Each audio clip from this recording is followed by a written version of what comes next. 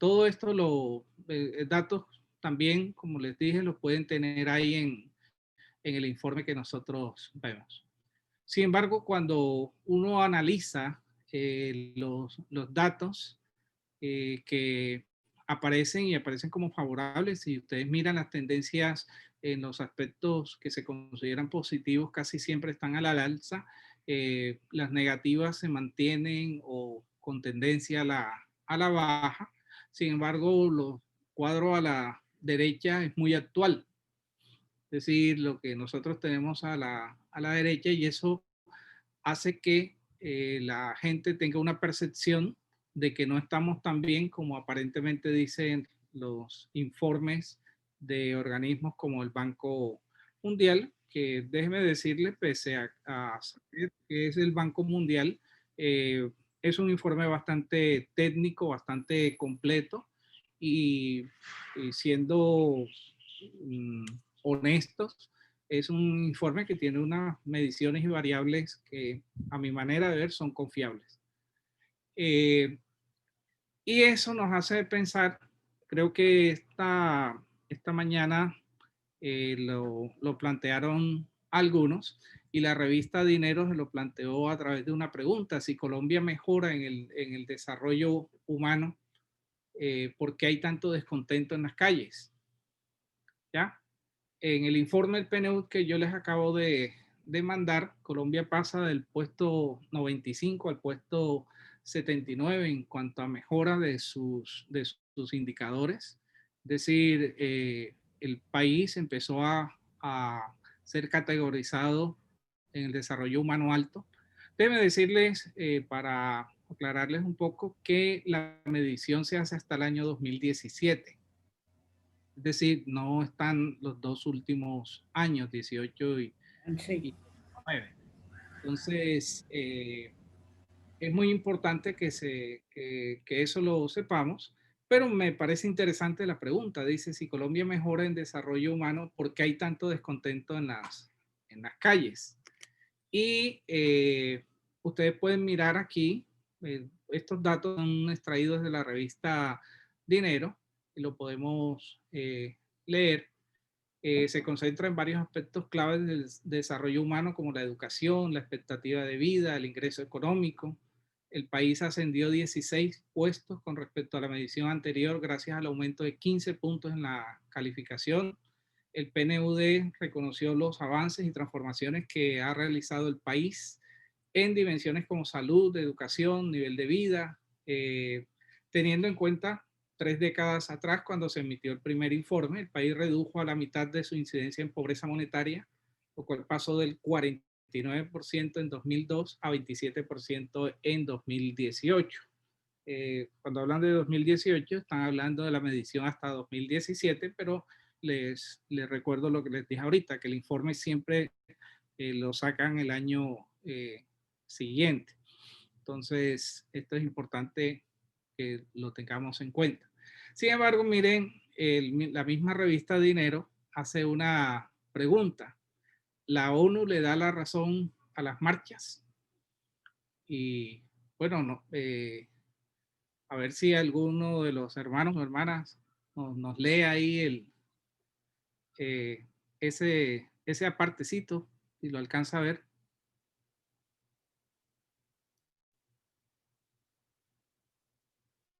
Necesitamos una ayuda para la Sí, lectura. dice, la ONU le da razón a las marchas. Pregunta. Asimismo, asimismo, la expectativa de vida al nacer aumentó 7.4 años, los años de escolaridad 2.9 y el promedio de escolaridad creció 5.5 años. Además, el ingreso per cápita aumentó 74.5%. Sin embargo, estos buenos resultados se ven opacados por los altos niveles de desigualdad social. Esto no solo le sucede a Colombia, de hecho en países como Brasil y México y en toda Latinoamérica en general pasa lo mismo, lo que la ubica como la región más desigual del mundo. La ONU explica que en parte por esta situación de desigualdad es que se han desatado movilizaciones sociales en todo el continente, las cuales demandan más equidad y reformas estructurales. Hoy en día tenemos ante nosotros la cresta de una ola de desigualdad. Lo que ocurra a continuación dependerá de las decisiones que tomemos. La desigualdad comienza en el momento del nacimiento. Define la libertad y las oportunidades de los niños, adultos y personas mayores y se transmite a la siguiente generación, explicó Achim Steiner, administrador del PNUD. Bueno, quisiera, yo sé que hemos definido un tiempo para preguntas, pero no sé si hay posibilidad de que alguno haga algún comentario sobre esto, sobre esta información que viene de la revista Dinero, y es en respuesta a la pregunta de qué pasa si el PNUD nos muestra un avance significativo en el índice de desarrollo humano para Colombia, por qué es que se dan tantas protestas y miren también lo que un delegado de las Naciones Unidas dice. ¿Algún comentario de parte de usted? Sí, sí, sí, sí. Cada vez, Milciades y hermanos, que yo escucho este tipo de informes, como dices tú, supremamente técnicos, me surgen como algunas inquietudes. Primero, con base en qué toman esos guarismos, ¿no? Es decir, ¿cómo hace la gente de la ONU, viene aquí a Colombia? ¿A quién le pregunta? ¿Le pregunta a la Dirección Nacional de Planeación? ¿Le pregunta al DANE? ¿Le pregunta a la DIAN? ¿A quién le preguntan? Porque es que realmente los números pues parecieran ser positivos, ¿no?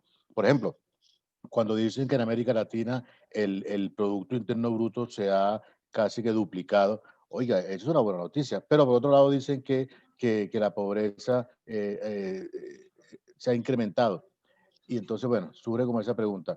Lo otro, cuando yo escucho esos informes técnicos, me acuerdo de Amartya Sen, ¿sí? Amartya Sen era el abanderado de que el desarrollo no se debe medir solamente en términos de los ingresos brutos de un país, sino que hay otros elementos que de pronto no sean tan cuantificables como lo hace estos organismos multilaterales, como el Banco Mundial. Sí, entonces surgen como esas preguntas. Y Gerson adelantó el carnaval de Barranquilla. No, no soy yo. No, pero otro Gerson. dijimos que era para noviembre, esperen.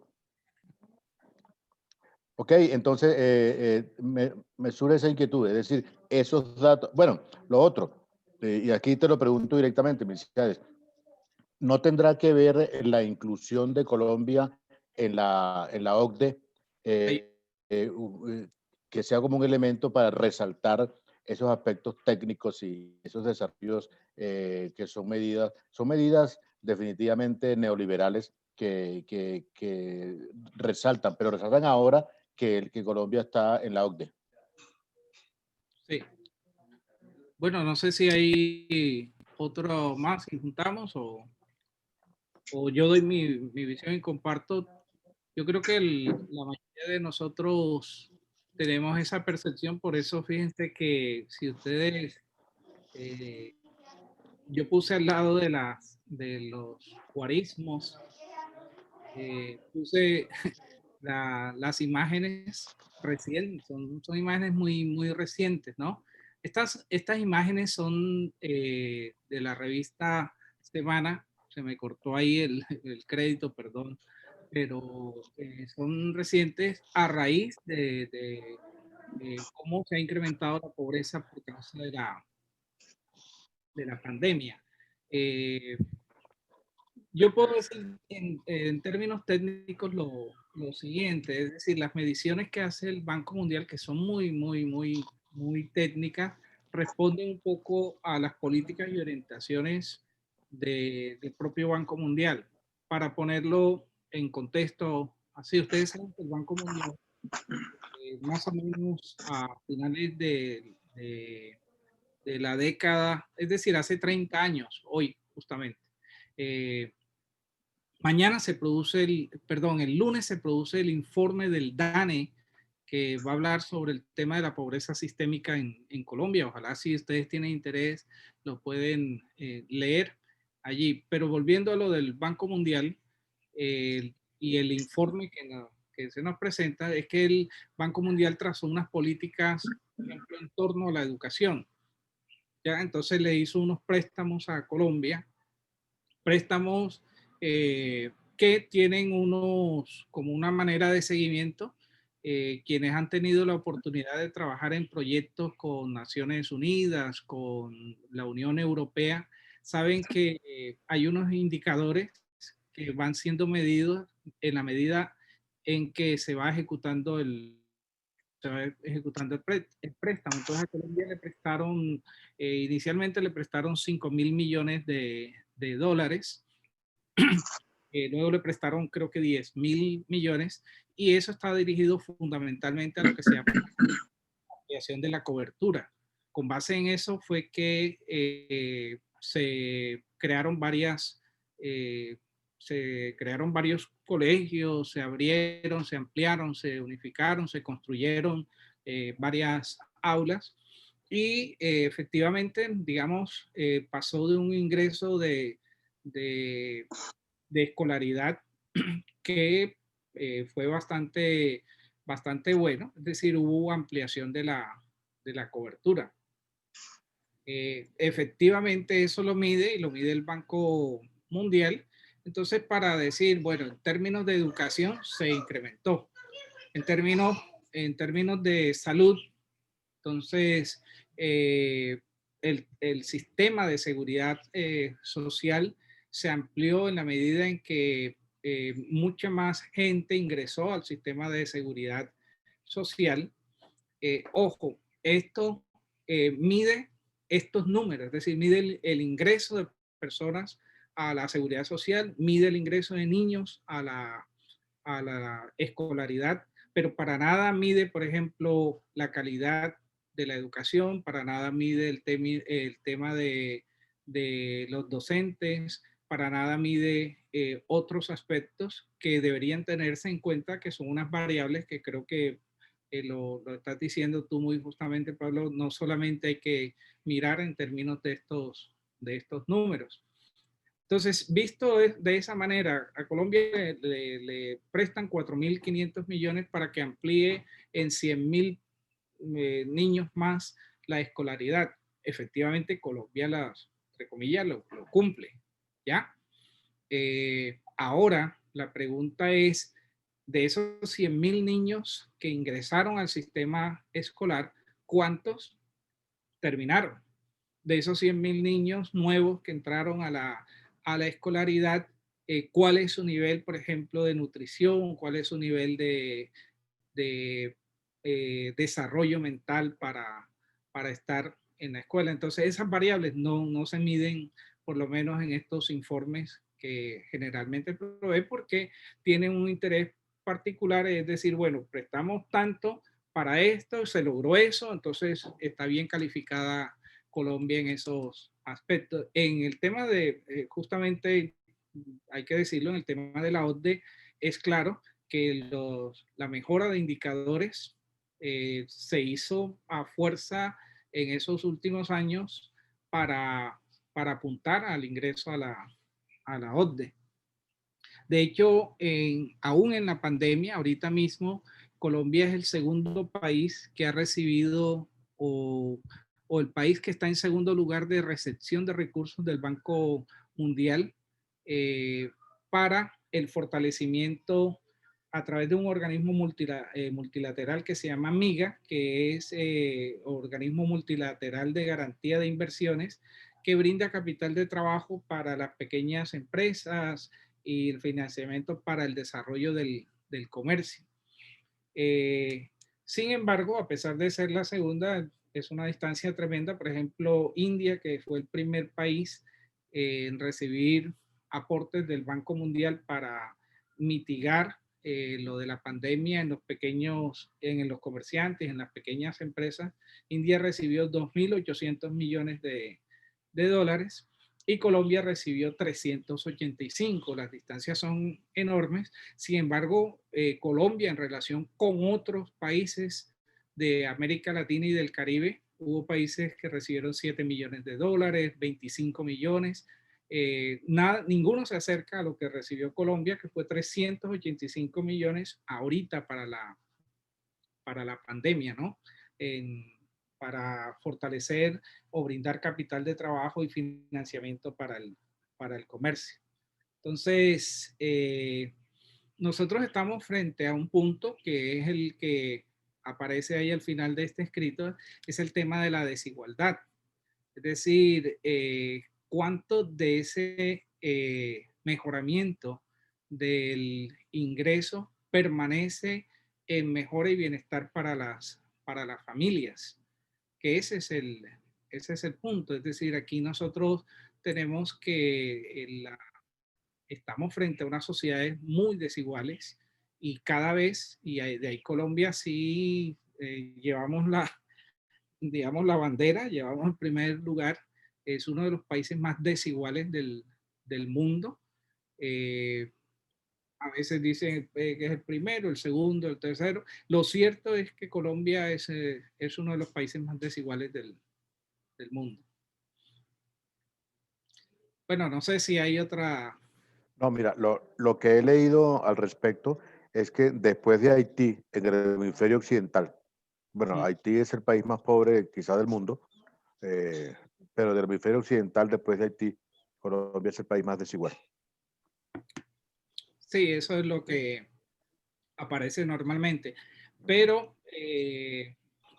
déjame decirte algo, en los últimos informes de desarrollo humano, a partir de esta tragedia, del terremoto que hubo en Haití, el tema de inversiones, especialmente de grandes empresas extractoras en Haití, aumentó su economía, es decir, mejoró su nivel de ingresos per cápita, pero permanece la desigualdad, permanece la desigualdad.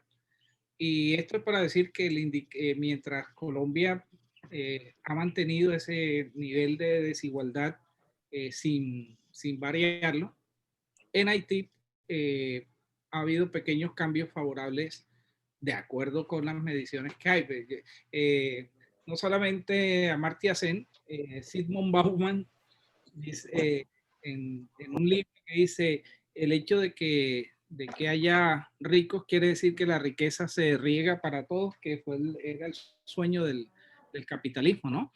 Es decir, producir riqueza, bueno, el sueño de Adam Smith. Adam Smith dice que había que producir riqueza para que la riqueza se irrigara a los demás.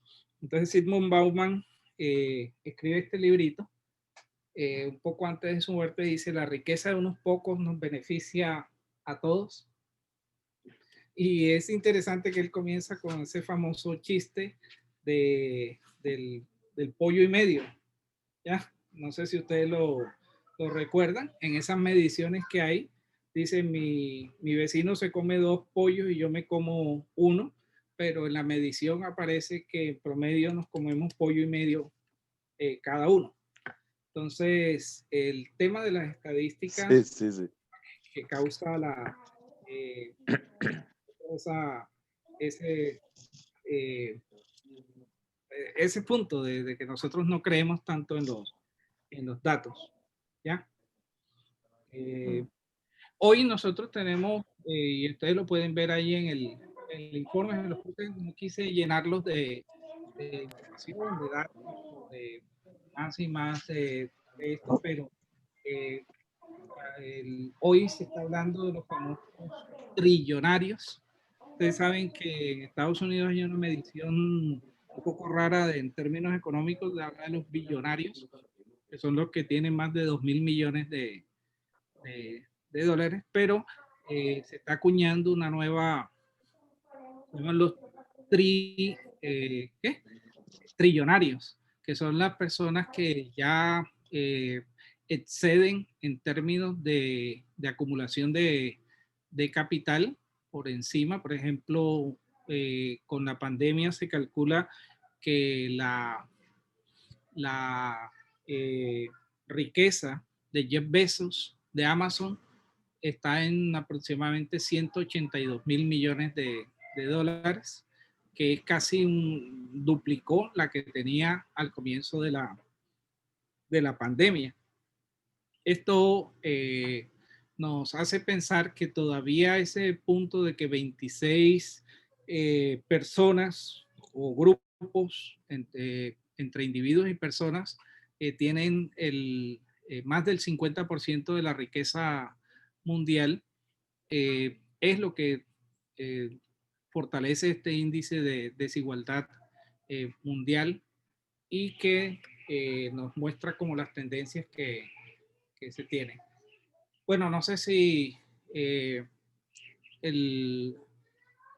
en el informe que hay también del DANE sobre la pobreza y la riqueza en Colombia, nos dice varias cosas. Últimamente se sacó un informe y nos dice que ciudades como Barranquilla mantiene unos indicadores para ponerlos como ejemplo.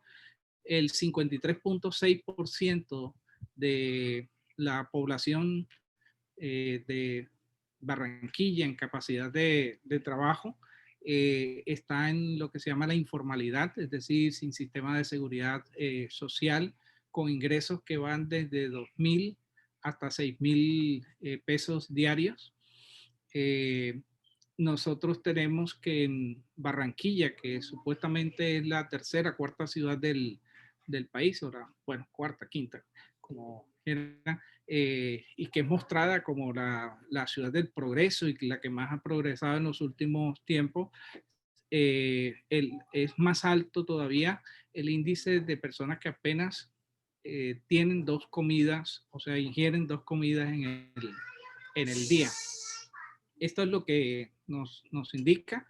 Yo tengo ahí el informe sobre la pobreza monetaria del DANE y me parece que como al igual que Pablo, uno le da pereza mirar todos esos datos, esas informaciones que hay, pero efectivamente pueden ser un indicador de estos aspectos. Y el DANE mismo reconoce que el 53.6% de la población económicamente activa en capacidad de trabajo está en la informalidad. Estamos hablando que en Barranquilla el desempleo, entre comillas, está por encima del 73%.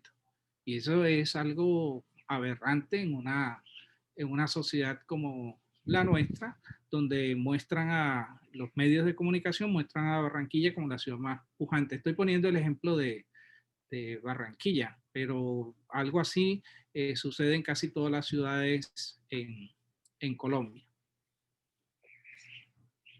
¿Alguna pregunta, alguna reflexión en esto? Un aporte, Milciades. Lo que pasa es que los datos del DANE son poco confiables, ¿sí? Porque en Colombia la forma en que el DANE trata de hacer a veces la medición no concuerda con la verdadera realidad en Colombia. Y simplemente se trata del maquillaje de elementos estadísticos con determinados fines, no solamente para mostrarlo a nivel interno del país, para tratar de demostrar, ¿no?, aparentemente el progreso del gobierno, sino los fines políticos a través que se requieren a través de el ingreso a este tipo de organizaciones como la OCDE, ¿sí? O para tratar de acceder a los préstamos del Banco Mundial o del Banco Interamericano de Desarrollo.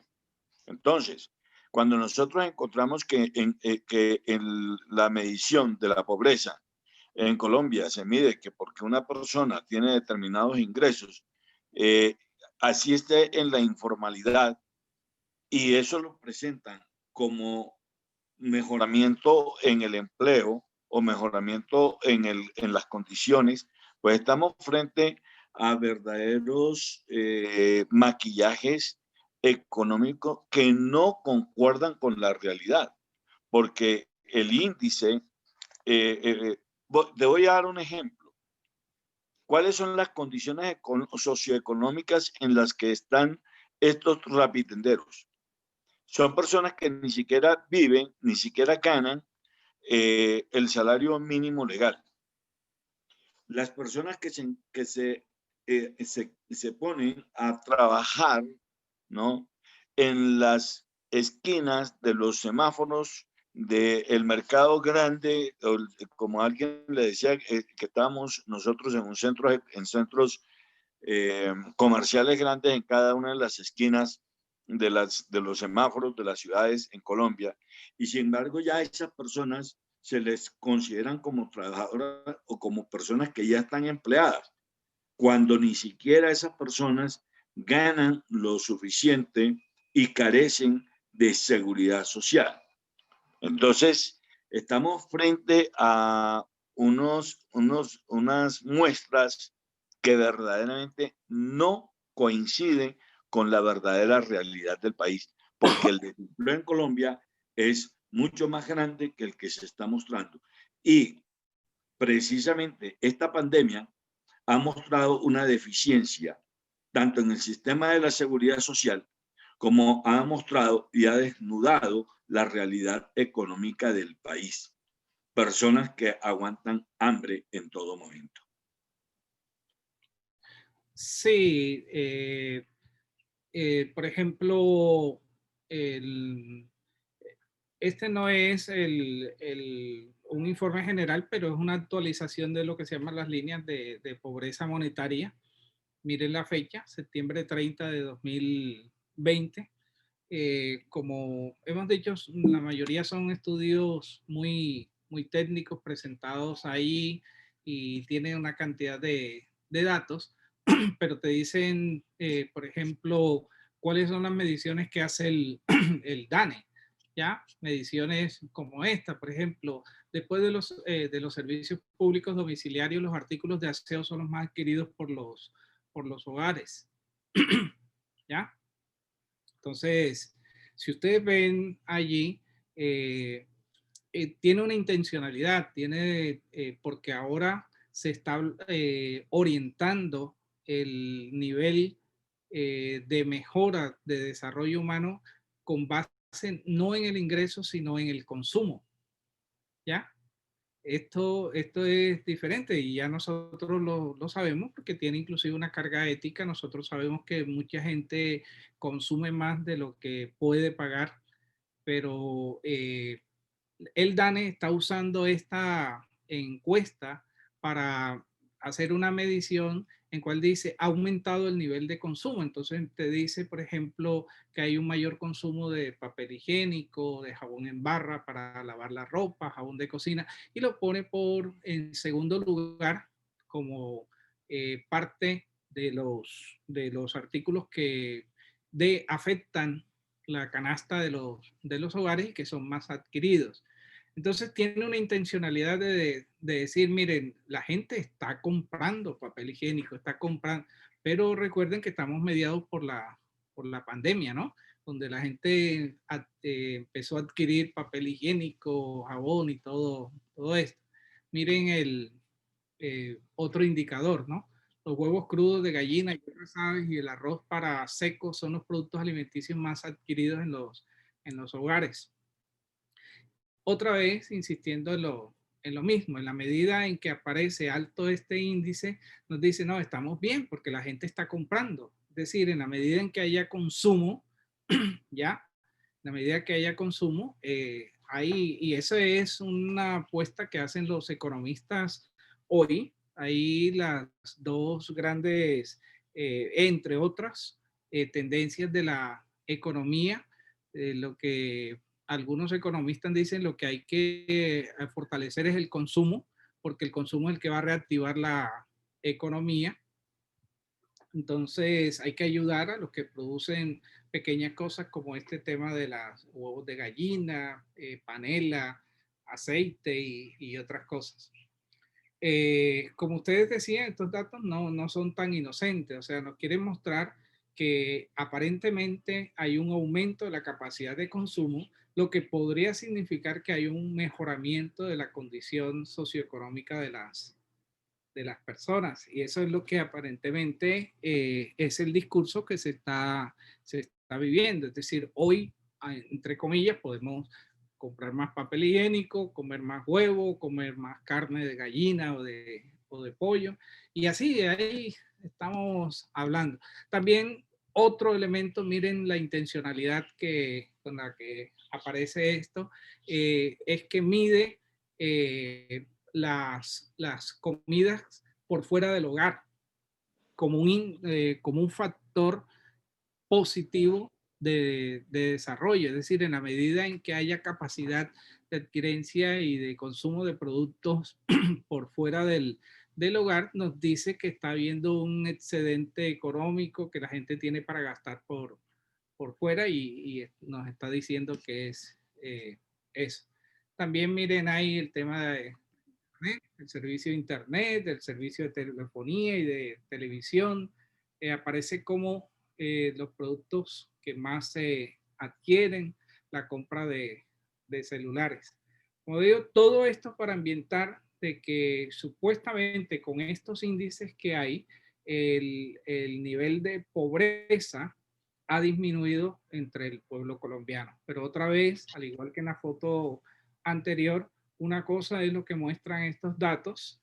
Yo no diría tanto que los datos no son confiables, sino que son hechos con un propósito específico de medir y orientar el sentimiento de la gente. Ahí a propósito, a todas las personas que trabajan especialmente eh, en, en educación y con la juventud, les recomiendo un informe de la Universidad del Rosario. Eh, Vamos a ver si tengo por aquí. Lo han visto. Es un informe sobre qué piensan y qué sienten y quieren los jóvenes. No sé si ustedes lo conocen.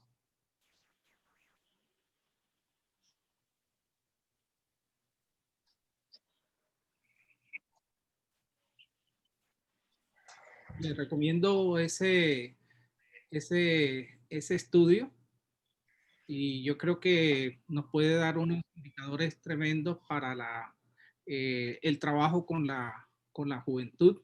¿Qué piensan, sienten y quieren los jóvenes? ¿Cuáles son los problemas que los jóvenes consideran les afectan más? Y bueno, una línea de acciones propuestas en torno a ellos. Y es muy interesante porque nos da los resultados tanto cuantitativos como cualitativos, y este sí es una investigación de campo, Alejandro, que nos da un grado de confiabilidad y es interdisciplinaria. Nos muestra cómo en las distintas ciudades, ustedes pueden ver ahí Barranquilla, Bogotá, Cali, y es sorprendente lo que los jóvenes están pensando, sintiendo, entre otras cosas, la percepción de los jóvenes acerca de la política, ¿ya? ¿Qué piensan ellos sobre la política? ¿Cómo ven la situación del país? Términos como democracia, términos como desarrollo social, bueno, toda una cantidad de conceptos que están ahí. Ustedes lo pueden ver si quieren, yo se los puedo compartir ahorita en el chat. No sé si algunos de ustedes ya lo han visto antes, pero es bastante interesante de lo que estos jóvenes piensan sobre el futuro del país y es bastante pesimista. De hecho, por ejemplo, miren, eh, tiene unos indicadores, por ejemplo, el tema de tenencia de hijos versus mascotas, ¿ya? Y eh, si ustedes ven ahí, los, los jóvenes prefieren tener mascotas que hijos, ¿ya? Bravo. Y miren el nivel, en el nivel socioeconómico, cómo va, en la medida, por ejemplo, lo que se llama el nivel medio, esto es mayor, es decir, menos quieren tener hijos y más quieren tener mascotas. ¿Cómo se consideran los jóvenes? ¿Ya? Miren el porcentaje allí. El 35% considera que no tiene ninguna ideología, ¿ya? Pero miren el tema de, esto salió entre comillas y escandalizó a los del Tiempo, porque el Tiempo fue uno de los patrocinadores de la encuesta también, además de la Universidad del Rosario, y escandalizó un poco al Tiempo porque dice la juventud es de izquierda, ¿ya? El porcentaje de jóvenes que tienen tendencia hacia la izquierda y a la centroizquierda es mayor que a la derecha y la centro derecha. Miren el índice de confiabilidad que tiene. Por ejemplo, interesante, confían más en las universidades públicas. Y miren quiénes son los que menos confiabilidad tienen para los jóvenes, ¿ya? La presidencia de Colombia, el Congreso de la República, todo esto es antes de la pandemia, ¿no? Esto no es ahora reciente. Miren, por ejemplo, y es para muchas cosas. Miren, para la Iglesia católica, ¿ya? Las iglesias no católicas tienen menos credibilidad para los jóvenes que la Iglesia católica. Los sindicatos tienen un nivel bajo de aceptación entre los jóvenes. La Policía Nacional, ahí todo eso. Como les dije, hay una cantidad y con esto quiero terminar este punto, que es lo que creo, como buscamos nosotros, es algún tipo de líneas de acción. Miren las emociones que más predominan en los jóvenes, y ustedes pueden decir si es verdad o no. Alegría, miedo, sorpresa, tristeza, ira, desagrado, ¿ya? Y algunos mencionaron otras que no se tuvieron en cuenta en la encuesta, por ejemplo, amor, ansiedad, depresión, indignación, melancolía, desilusión, todo eso. Y es un informe bastante interesante, bastante completo y que no mide esas variables normalmente que uno tiene. Por ejemplo, a mí me sorprendió esto del tema de tenencia de hijos versus mascotas. Y hay una cantidad muy datos muy interesantes y muy cotidianos de la juventud. Entonces, les recomiendo ese informe. Todos los informes tienen su derecho a una lectura crítica, a mirar desde qué ópticas están haciendo. No les muestro ahí porque no quiero entrar en polémica, pero les hacen una pregunta directa: ¿cuál es el político que usted más quiere y el que más odia? Y bueno, interesante respuesta de los jóvenes. Entonces ahí tenemos muchos aspectos que sí, voy a ponerles en el, Pablo, les voy a poner el informe ahí para que ustedes lo bajen inmediatamente. Ahí Y lo está. tomaron por ciudad.